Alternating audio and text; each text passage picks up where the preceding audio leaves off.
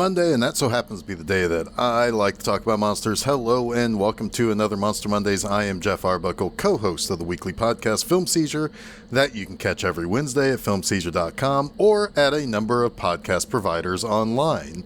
And we close out this Hammer Horror Month with one that I've been wanting to talk about for a while now.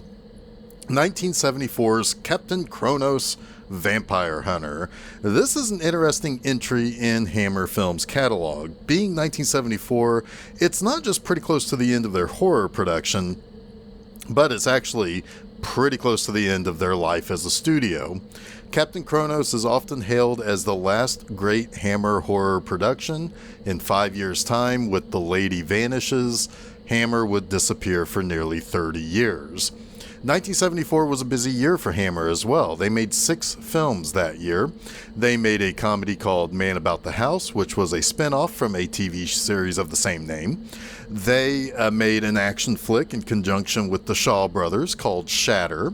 Also that same year, they made Captain Kronos. They made the other Shaw Brothers co-production, The Legend of the Seven Golden Vampires, which was effectively the end of their Dracula series. And they made the final Frankenstein film in that series, Frankenstein and the Monster from Hell. The end was certainly near, as the film company only made 2 more movies in the 70s. Now, the brand Hammer Film Productions did return in 2007 and started making films again under that brand name with 2008's Beyond the Rave, and followed that up with Let Me In, directed by Matt Reeves of the Batman and Planet of the Apes fame. The present-day Hammer Film Productions seem to mostly be focused on horror thrillers these days, but let's be honest, that's what mostly people think of when it comes to Hammer and what they've always been best known for. Captain Kronos is directed by Brian Clemens. Clemens was a British writer, director, and producer who had previously done Dr. Jekyll and Sister Hyde for Hammer, and would later write a draft of the screenplay for Disney's The Watcher in the Woods, a movie I plan to cover later in 2022. Interestingly, Clemens is indeed related to Samuel Langhorne Clemens, aka Mark Twain. In fact, he named his children Samuel, Joshua Twain Clemens, and George Langhorne Clemens to celebrate the fact. Now, since we have yet to get to Dracula AD 1972, let's talk about our comely leading lady in this movie, Caroline Munro, who plays the Romani girl Carla. Hammer had a long line of lovely ladies starring in their films, from Ingrid Pitt to Veronica Carlson to Barbara Shelley to Lynn Frederick to Linda Hayden.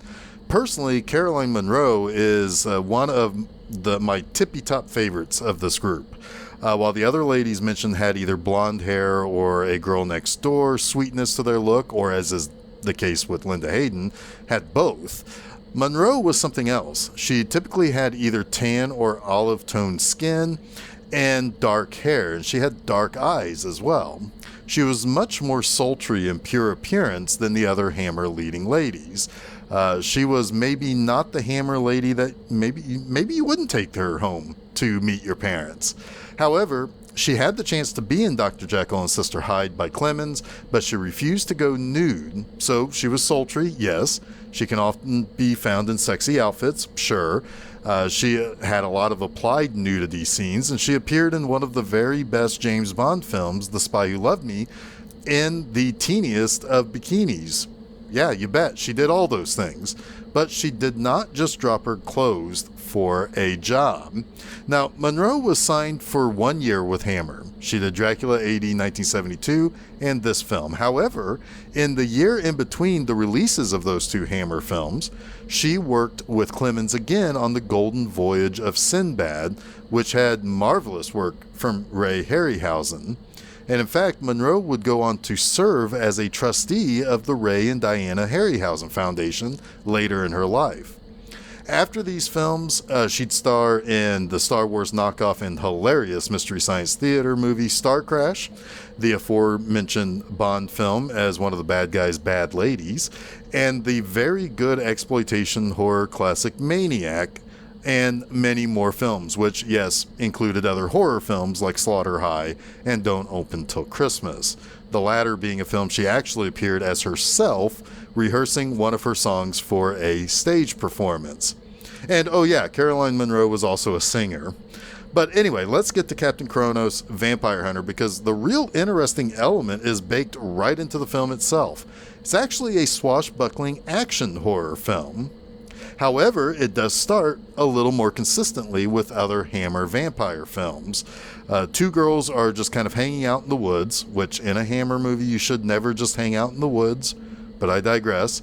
And one girl goes off while the other is left alone, and the one left alone is approached by a scary figure in a big hooded robe.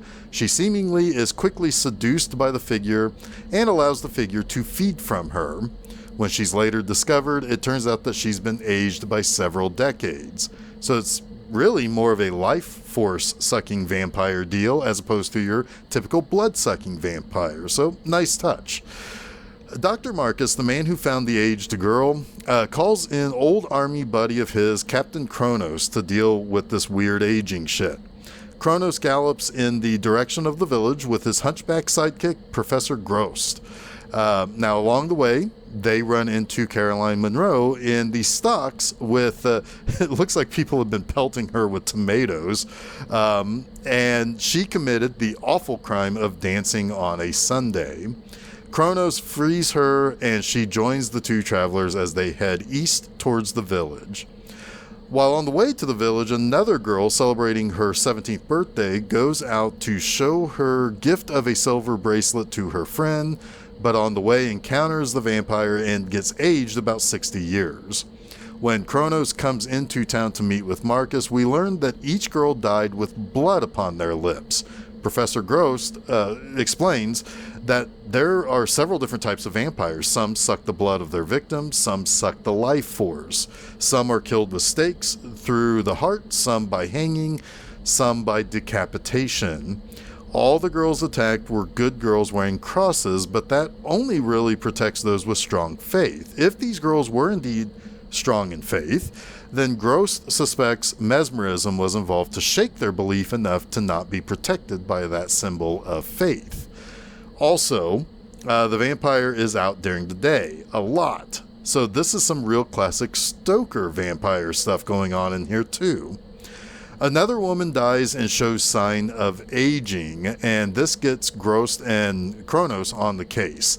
That also means that Carla finds out exactly what they are, vampire hunters. She helps Grost plant toads in holes and set traps. More about the toads in holes here in just a moment, but she also has designs on seducing our hero, who himself has designs on making sure that she seduces him. The next morning, after Carlos and Kronos go to town on each other, yet another woman is attacked and aged in the woods. Grost is excited because this time they have an eyewitness. So, what's the story with these toads in holes? Well, Grost planted those dead toads because if a vampire crosses a toad's grave, then the vampire actually will give life to the toad, and then they can track the direction which the vampire travels. And the guy who was with his girlfriend right before she was attacked and killed says that she claimed to see someone who was very old, and Kronos says that they are not to look for someone old. A vampire attacks to sustain youth and vigor, so they should be looking for someone young and fair. And now, speaking of young and fair, there is the son of a deceased lord and former friend of Dr. Marcus. Apparently, Lord Dunward died from something Marcus couldn't really do anything about. But Lady Dunward is still quite bitter at Marcus, and she's basically aging quickly from the heartbreak of losing her husband. Now, Marcus does eventually go to visit the Dunwards, despite being told by Paul to stay away. And Paul is reading a book about witchcraft and necromancy. The daughter, Sarah, is seemingly younger looking than the last time Marcus saw her, and he's really suspicious about how magically young she looks. And Marcus decides to leave because he now has a suspect and wants to return to the village, but he encounters the cloaked figure in the woods, and he's left shaken with a little bit of a bloody lip like the other victims. Meanwhile, Kronos is attacked by a gang led by local thug Caro. Now, Caro has been hired by somebody in the village to kill Kronos, but Caro is crude, he's loud, he's obnoxious, and he's quite cruel to Grost. So, Kronos, with a quick flick of the wrist, kills Caro and his 3 thugs with his sword. Kronos feels as though they must be getting close, and Gross and Kronos set another trap to be aware of when someone is going through the woods, and we soon hear the bells go off on the ribbons that basically make up this trap, but it's just a local girl who is ultimately attacked and killed by a large bat. And what we find out shortly after is that the large bat was Dr. Marcus. When he encountered the cloaked figure in the woods, he was bitten, not drained of his life, and was turned into a vampire. He begs Kronos and Gross to kill him, with Gross saying that if he was in that position, he'd be asking the same thing. They try staking Marcus, no good. They try to hang him, nope. They try fire, and he does react to fire, and he gets, and as he's kind of backing away from the fire to not be touched by it, he then flings himself forward in his chair and gets a cross slammed into his chest, to where he then reverts back to his aged former self and dies. And what happened was that the cross on his, that there was a cross, what looked to be silver, but we find out was steel, and that got dug into his chest. And this is what we find out will defeat this village's vampire or vampires. Now, one of the villagers witnesses Kronos and Gross dealing with Dr. Marcus, and they go tell the rest of the village, and the village decide to basically lynch the vampire hunter. But Kronos is able to very easily disarm each man without killing or seriously injuring any of them. And that night, Gross fashions a sword for Kronos made out of a steel cross. That night, Gross spots a carriage on the road fleeing from the most recent attack and tosses a box with a toad under the carriage. The toad is revived, revealing that it was the Dunward's carriage that carries the vampire. Gross prepares Kronos by marking his neck with crosses, adorning him with garlic flowers, and more. And they plan to have Carla be basically bait, where she will be looking for refuge in the Durward home, and she'll basically be able to distract the 2 Durward children while Kronos sneaks inside. Now, the Lady Durward then reveals herself to actually be a youthful girl who happens to be our vampire that we're looking for. She has been wearing a mask to make her look old and decrepit to her children. She spent 7 years to bring these vampire powers to bear, and she's resurrected Lord Durward, and she's mesmerized Carla and her children. Lord Durward is to feed on Carla, but Kronos steps in to save her and uses his steel sword to reflect the lady's hypnotic powers back onto her. He then duels Lord Durward, and Durward is just as good of a swordsman as Kronos. But after Durward is able to disarm Kronos, Gross is able to jump into action, toss the sword back to Kronos, and he slices Durward's throat. He then destroys Lady Durward. Now, Kronos says goodbye to Carla the next day, and he leaves with Gross to wherever that evil might end up appearing next. So, let's get to those 3 things that I like about Captain Kronos Vampire Hunter. First, I really like this vampire. It's not Dracula. It's not Bela Lugosi creeping around at night and such. This is maybe one of those more ancient forms of a true vampire. He's a parasite who steals life from his victims. It's not blood. It's not turning people into vampires. He's just stealing youth. He's out in the daytime. He walks past plants and flowers, and they wilt and die. The concept of our monster is cool and different. It's almost the same kind of vampire we met in the Kolchak movie, The Night Stalker, but slightly different from that as well. It really can sometimes be tedious to say, well, then the vampire goes and fixates on a specific woman who happens to be the daughter of the town's holy man or mayor or something, and begins to turn her and so on and so forth. But we have a completely different type of vampire, and that makes this movie a lot more fun and refreshing in a lot of ways. Second, that also means we have a different kind of hero. Kronos is a dark person. Yes, he's good with a sword. Yes, he's good with Caroline Munro. But he's flippant. He cares deeply for Gross, but he only seems to hold Marcus to esteem. But it doesn't really seem like he treats him in the same way that he does his own sidekick. He likes the idea of sexing Carla, but he doesn't seem to do much more than drink deeply of her body. I never expected them to be together after this movie. We learned that he returned from war to discover that his sister and mother were both turned into vampires. His sister bit him, but he survived. However, he had to actually stake both his mother and sister himself, and it caused him to be spiteful toward vampires and a bit rough with Carla.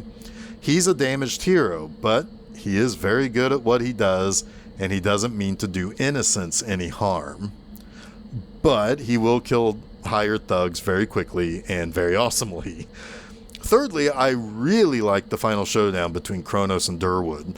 There's a lot going on here before it calms itself. First, Carla is set up to be bait so Kronos can sneak around and get entrance to the home without Paul or Sarah knowing. She's then attacked by Lady Durwood, who reveals to have some sort of vampiric and necromancy powers, when the kids are rightfully kind of freaked out to see their mother young again, and that she's resurrected their father, and that he's one of the vampires roaming around in the forest. So to deal with this, she kind of needs to basically fix them by mesmerizing them and telling them to not remember what happened that night. I suppose it's possible that they're going to wake up and realize that they're one big happy young family again, but maybe the plan is to turn them into vampires too. But then Kronos has to come crashing down to save Carla. Then he's got to bounce Lady Durwood's gaze back at her. And then he and Lord Durwood fight for several minutes in between and around these mesmerized people standing around like mannequins. It's a busy climax that has a lot of people around. It's not just a vampire hunter facing off against the vampire while the vampire's potential victim is shrieking off to the side, hoping that her true love wins. No, there's a whole battle here that only Gross witnesses while 4 other people are present. And that's kind of a neat new take. Plus, add in the swashbuckling sword play, and you've got yourself a fairly exciting conclusion. But that wraps up this week's Monster Mondays. You can catch new episodes of Monster Mondays each Monday at filmseizure.com. And don't forget to follow Film Seizure at Facebook, Twitter, and Instagram. And subscribe to Film Seizure to get both the Film Seizure Podcast and Monster Mondays at your favorite podcast providers, as well as YouTube. You can also check out my website, bmovieenema.com, to read new articles every Friday morning. Now, next week, we kick off a whole month of Japanese creatures and monsters with 1966's Daimajin. Until next week, stay spooky.